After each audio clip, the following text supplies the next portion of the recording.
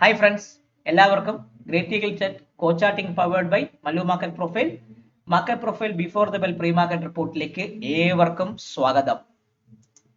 ഒരു ലെങ്തി ആയിട്ടുള്ള ഇൻട്രൊഡക്ഷൻ ആണ്, വലിയ കാര്യമൊന്നുമില്ല. സ്റ്റോപ്പ് ട്രേഡിംഗ്, അതിന്റെ എന്റെ ക്യാപ്ഷന്റെ ആദ്യത്തെ ഒരു വാക്കാണ് സ്റ്റോപ്പ് ട്രേഡിംഗ്. ട്രേഡിംഗ് നിർത്തണമെന്നൊക്കെ രീതിയിലേക്ക് ചിന്തിച്ചുകൊണ്ട് പലരും വിളിക്കാറുണ്ട്. സത്യം പറഞ്ഞാൽ നമ്മൾ പറയും പുകഞ്ഞ് അവിഞ്ഞിരിക്കുന്ന ഒരു അവസ്ഥ കൂടെയാണ് ഈ മാർക്കറ്റ് കടന്നു പോയിക്കൊണ്ടിരിക്കുന്നത്. പല പ്രോപ്സുകളൊന്നും മാർക്കറ്റിൽ ആക്റ്റീവ് അല്ല. പ്രത്യേകിച്ച് ജെയിൻ സ്റ്റേറ്റ് കഴിഞ്ഞ ആഴ്ച ഈ ന്യൂസ് വരുന്നതിന് മുമ്പേ തന്നെ പ്രോപ്പിന്റെ പല ഭാഗത്തു നിന്നും അവരുടെ ഭാഗത്തുള്ള പൊസിഷൻ സൈസിങ് വളരെ കുറഞ്ഞ് പ്രോപ്പ് ആക്റ്റീവ് അല്ലായിരുന്നു. എനിക്ക് കിട്ടിയ ഇൻഫർമേഷൻ പ്രകാരമൊക്കെ പലരും പ്രോപ്പിൽ ആക്റ്റീവ് അല്ലായിരുന്നു. അവർ കാരണം എന്ന് വെച്ചാൽ അവർ ഈ ന്യൂസ് നേരത്തെ അറിഞ്ഞെന്ന കാര്യം. അപ്പൊ അവരുടെ ഭാഗത്ത് ഈ ഒരു കാര്യം നേരത്തെ ഉള്ളതുകൊണ്ട് അവരെല്ലാം ആക്റ്റീവ് അല്ലാതെ ആ ഒരു രീതിയിലൊക്കെ കൃത്യമായി നിൽക്കുകയായിരുന്നു. നമ്മുടെ മാർക്കറ്റ് നിങ്ങൾ നോക്കിക്കഴിഞ്ഞാൽ നിഫ്റ്റി കൃത്യമായി ബാങ്ക് നിഫ്റ്റി നിങ്ങൾ നോക്കുകയാണെങ്കിൽ ബാങ്ക് നിഫ്റ്റി ഒരു പക്ക ഒരു ന്യൂട്രൽ ഡേ ആയിരുന്നു. ആദ്യത്തെ ഒരു മണിക്കൂറിന്റെ ഹൈ ബ്രേക്ക് ചെയ്ത് മുകളിലോട്ട് പോയി ഡിറക്ഷനിലേക്ക് ഒരു മൂവ്മെന്റ് മുകളിലേക്ക് തരികയും ചെയ്തു. അതിനുശേഷം താഴേക്ക് ഇറങ്ങി എച്ച് പീരീഡിൽ എന്ത് ചെയ്തു? അപ്പൊ താഴേക്ക് വന്ന് അവിടെ താഴോട്ട് പോയതിനു ശേഷം തിരിച്ച് എന്ത് ചെയ്തു? നിങ്ങൾ നോക്കുമ്പോൾ അറിയാം, എയുടെ മുകളിലോട്ട് ഭാഗത്ത് ബാങ്ക് നിഫ്റ്റി പോയി IB-യുടെ താഴെയും വന്നിട്ട് തിരിച്ച് കയറി എന്ത് ചെയ്തു? POC അല്ലെങ്കിൽ വാല്യൂ ഏരിയയുടെ ഭാഗത്താണ് മാർക്കറ്റ് ക്ലോസ് ചെയ്തത്. ചുരുക്കി പറഞ്ഞാൽ ഒരു ന്യൂട്രൽ ഡേ സ്ട്രക്ചർ ആയിരുന്നു ബാങ്ക് നിഫ്റ്റിക്ക് ഉണ്ടായിരിക്കുന്നത്. അതേസമയം നമ്മളെ ബാങ്ക് നിഫ്റ്റി നോക്കിക്കഴിഞ്ഞാൽ പെർഫെക്റ്റ്ലി ഒരു ബാലൻസ് ആണ്. നിഫ്റ്റി നിങ്ങൾ നോക്കിക്കഴിഞ്ഞാൽ എന്താ? നിഫ്റ്റി പക്ക ഒരു ബാലൻസ് ആണ്.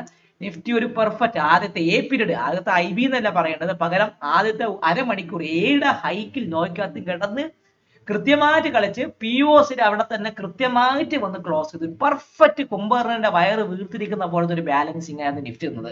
കഴിഞ്ഞ വെള്ളിയാഴ്ച ന്യൂട്രൽ എക്സ്ട്രീം അപ്പായിരുന്നു നിഫ്റ്റിയും ബാങ്ക് നിഫ്റ്റിയും. നിഫ്റ്റി കൃത്യമായിട്ട് neutral extreme days followed by a balance day or trend day. So ഇന്നെന്ത് ചെയ്തു? Nifty neutral extreme day followed by a balance day. Nifty പക്ക ബാലൻസ് ചെയ്തു. Bank Nifty neutral days also എന്നെ സംബന്ധിച്ച് neutral day is also a balance day. ഒരുമാതിരി പറയുകയാണെങ്കിൽ neutral day ഒരു balance day എന്നൊക്കെ തന്നെ പറയാം. രണ്ട് സൈഡിലേക്ക് ബ്രേക്ക് തന്നിട്ട് നടുക്ക് വന്ന് ഈ വാല്യൂയിലേക്ക് എത്തുന്ന ക്ലോസ് ചെയ്ത ദിവസം ആയതുകൊണ്ട് രണ്ട് സൈഡ് പാർട്ടീസ് ആക്റ്റീവ് ആണ്. സോ അവര് പറഞ്ഞു, ഇന്ന് വിട്ടേക്കാം, നീയും വിട് ഞാനും വിട്, നമുക്ക് നടുക്ക് കൊണ്ട് ക്ലോസ് ചെയ്യിപ്പിക്കാം. ആ ഡേ ആണ് ന്യൂട്രൽ ഡേ. സോ അതും എന്നെ സംബന്ധിച്ച് നോക്കുകയാണെങ്കിൽ that is also a balance day for me. So നിഫ്റ്റിയും ബാലൻസ് ആയിരുന്നു, ബാങ്ക് നിഫ്റ്റിയും ബാലൻസ് ആയ ദിവസമാണ് കടന്നു പോയിക്കൊണ്ടിരുന്നത്. നമ്മൾ നോക്കുന്ന സമയത്ത് ബാങ്ക് നിഫ്റ്റി നോക്കുന്ന സമയത്ത് ബാങ്ക് നിഫ്റ്റി പെർഫെക്റ്റ്ലി ഒരു ന്യൂട്രൽ ഡേ ആയിരുന്നു, സ്ട്രക്ചർ ആയിരുന്നു. POC-യുടെ ഭാഗത്താണ് മാർക്കറ്റ് ഒന്ന് ക്ലോസ് ചെയ്തത്. ഞാൻ അപ്പോൾ നമ്മുടെ POC ബാങ്ക് നിഫ്റ്റിയുടെ POC മാർക്ക് ചെയ്യാം. 56,966 ഭാഗത്താണ് POC 56,964. ഇത് ഞാൻ നേരത്തെ വരച്ചു വെച്ചാണ് ഞാൻ ജസ്റ്റ് കാണിക്കാൻ ഒന്നുകൂടെ കാണിക്കാനേ. 56,964 ഭാഗത്താണ് POC. സോ എന്നെ സംബന്ധിച്ച് ഇന്നലത്തെ ബുള്ളിഷ് റഫറൻസിൽ ഇന്ന് ഞാൻ എടുക്കുന്നു. ബുള്ളിഷ് റഫറൻസിന് മൂവ് ചെയ്യാൻ പറ്റിയിട്ടില്ല. കാരണം ബാങ്ക് നിഫ്റ്റി 57,145 മുകളിൽ നിന്ന് പോയിട്ടില്ല. പകരം കൃത്യമായി പറഞ്ഞ് നമ്മുടെ ഇന്നലത്തെ POC-യുടെ ഭാഗത്തും ഇന്നലെ ബുള്ളിഷ് റഫറൻസിന്റെ ഭാഗത്തുമായിരുന്നു കിടന്ന് കളിച്ചുകൊണ്ടിരുന്നത്. സോ ബുള്ളിഷ് റഫറൻസിന് ഒരു മാറ്റമില്ല. 57,145 ആണ് എന്നെ സംബന്ധിച്ചുള്ള ബുള്ളിഷ് റഫറൻസ്. ആ ബുള്ളിഷ് റഫറൻസിന് മുകളിൽ മാർക്കറ്റ് നിൽക്കുകയാണെങ്കിൽ സെയിം ഇന്നലത്തെ പറഞ്ഞ സെയിം ലെവലാണ് ഇന്നും ആക്ട് ചെയ്തത്. 57,320, 57,496 എന്ന് പറഞ്ഞ ഭാഗത്തേക്ക് ബാങ്ക് നിഫ്റ്റി പോവാം. ഇനി ബെയറിഷ് റഫറൻസ് ഒന്ന് ഞാൻ മാറ്റിയത് ഇന്നലെ, അതായത് ഇന്ന് നമ്മളെ കഴിഞ്ഞ വെള്ളിയാഴ്ചത്തെ POC ആയ 56,852 ആണ് എന്റെ ബെയറിഷ് റഫറൻസ്. 56,852 അത് ഞാൻ വരച്ചു വെച്ചിട്ടുണ്ട്. ഈ 56,852 താഴെ ബാങ്ക് നിഫ്റ്റി നിൽക്കുകയാണെങ്കിൽ ബാങ്ക് നിഫ്റ്റി എങ്ങോട്ട് പോവാം? ബാങ്ക് നിഫ്റ്റിയെ സംബന്ധിച്ച് ഈ POC ആയ 56,676 ഭാഗത്തേക്ക് പോകും. എത്രയാണ്? 56,676, 56,676 ഭാഗത്തേക്ക് ബാങ്ക് നിഫ്റ്റി പോവാം. അതിനെ ഒന്ന് മാർക്ക് ചെയ്ത് വെച്ചു. 56,852 അല്ലെങ്കിൽ നമുക്ക് ആ 56,852 പകരം 56,840 ആക്കാം. ഒരു 12 പോയിന്റ് ഇത് കൊടുക്കാം. 56,840 താഴെ നിൽക്കുകയാണെങ്കിൽ 56,676 വരാം. അതിന് താഴെ മാർക്കറ്റ് നിൽക്കുകയാണെങ്കിൽ ഈ വാല്യൂ F-ലെ ലോ ആയ 56,518, എത്രയാണ്? 56,518 ഭാഗത്തേക്ക് ബാങ്ക് നിഫ്റ്റി വരാം. ഇപ്പൊ ചുരുക്കി പറഞ്ഞാൽ 56,840 താഴെ നിൽക്കുകയാണെങ്കിൽ 56,676, 56,518 ഭാഗത്തേക്ക് പോവാം. 57,145 ഇന്നലത്തെ സെയിം ബുള്ളിഷ് റഫറൻസ് ആണ്. അതിന് മുകളിൽ മാർക്കറ്റ് നിൽക്കുകയാണെങ്കിൽ 57,320, 57,496 ഭാഗത്തേക്ക് മാർക്കറ്റ് പോകാനുള്ള ചാൻസ് വളരെയധികം കൂടുതലാണ്. ഇനി നമുക്ക് നോക്കണം നിഫ്റ്റി. സോ നിഫ്റ്റി ഞാൻ പറഞ്ഞു, നിഫ്റ്റി എന്താണ്? നിഫ്റ്റി എന്ന് പറഞ്ഞാൽ പക്ക ഒരു ബാലൻസിങ് ആണ്. ആശാൻ പക്ക ഒരു ബാലൻസിങ് മൂവ്മെന്റ് നിൽക്കുകയാണ് നിഫ്റ്റി. നിഫ്റ്റിയുടെ POC കിടക്കുന്നത് 25,452 ഭാഗത്താണ്. സോ POC ഞാൻ അത് മാർക്ക് ചെയ്ത് വെച്ചിട്ടുണ്ട്. എത്രയാണ്? നിഫ്റ്റിയുടെ POC 25,452 ആണ് POC. ഞാനത് മാർക്ക് ചെയ്ത് വെച്ചു. 25,452 ആണ് POC. ബുള്ളിഷ് റഫറൻസിന് ഒരു മാറ്റമില്ല. കാരണം ഇന്നലത്തെ POC-യുടെ ഭാഗത്ത് നിഫ്റ്റി നിൽക്കുകയാണെങ്കിൽ നമ്മൾ നോക്കിയാൽ ഇന്നലത്തെ POC-ക്കും നമ്മുടെ ബുള്ളിഷ് റഫറൻസിന്റെ ഇടയ്ക്കാണ് കൃത്യമായിട്ട് കിടന്ന് കളിച്ചുകൊണ്ടിരുന്നത്. സോ 25,400 ഞാൻ ബെയറിഷ് റഫറൻസ് വെച്ചു.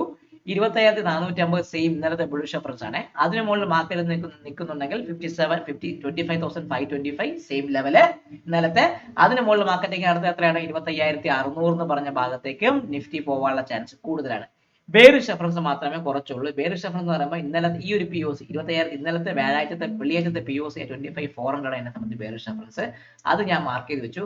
അതിന് താഴെ നിൽക്കുകയാണെങ്കിൽ ഫസ്റ്റ് ടാർഗറ്റ് 25,347 ഇന്നലത്തെ ഒരു ലോ ആണ്. 25,347 വയ്ക്കും.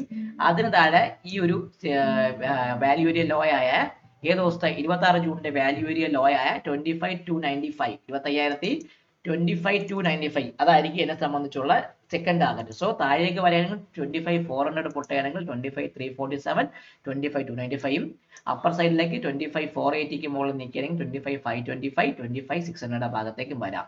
സോ എങ്ങനെയാണ് ലെവൽ ട്രേഡിംഗിൽ ഇങ്ങനെ മാർക്കറ്റ് പ്രൊഫൈൽ ലെവൽ ട്രേഡിംഗിൽ നിങ്ങൾ ട്രേഡ് ചെയ്യണം, എങ്ങനെ എന്തൊക്കെ കാര്യങ്ങളൊക്കെ നിങ്ങൾ ശ്രദ്ധിക്കണമെന്ന് പറഞ്ഞുള്ള വീഡിയോ കഴിഞ്ഞ ഒരു മാസത്തിലേക്ക് വച്ചിട്ടുണ്ട്. എന്താണ് how to trade using market profile, level trading using market profile എന്ന് പറഞ്ഞ സ്ട്രക്ചറിലായിരിക്കും ആ വീഡിയോയുടെ ക്യാപ്ഷൻ വരുന്നത്. ആ വീഡിയോ നിങ്ങൾ കാണുക. ആ വീഡിയോക്കകത്ത് വ്യക്തമായി എല്ലാ കാര്യങ്ങളും എങ്ങനെ ട്രേഡ് ചെയ്യണം, എന്തൊക്കെ കാര്യങ്ങൾ നിങ്ങൾ നോക്കണം എന്നൊക്കെ വ്യക്തമായിട്ടുള്ള കാര്യങ്ങൾ പറഞ്ഞിട്ടുണ്ട്. അത് നിങ്ങൾ യൂസ് ചെയ്യുക, ട്രേഡ് ചെയ്യാൻ ശ്രമിക്കുക. പിന്നെ ഇന്ന് നമ്മൾ എക്കണോമിക് കലണ്ടർ നോക്കുകയാണെങ്കിൽ വലിയ രീതിയിലുള്ള ന്യൂസുകളുള്ള കാര്യങ്ങളൊന്നും നമ്മുടെ മാർക്കറ്റിൽ ഇല്ല. പൊതുവെ ശാന്തമായ മാർക്കറ്റ് ആയിരുന്നു. ട്രംപ് പറയുന്നുണ്ട് ബ്രിക്സിൽ എന്തെങ്കിലും പ്രശ്നം വരികയാണെങ്കിൽ ആ കൺട്രിക്ക് എക്സ്ട്രാ 10% താരിഫ് കൊടുക്കും എന്നൊക്കെ അയാൾ പറയുന്നുണ്ട്.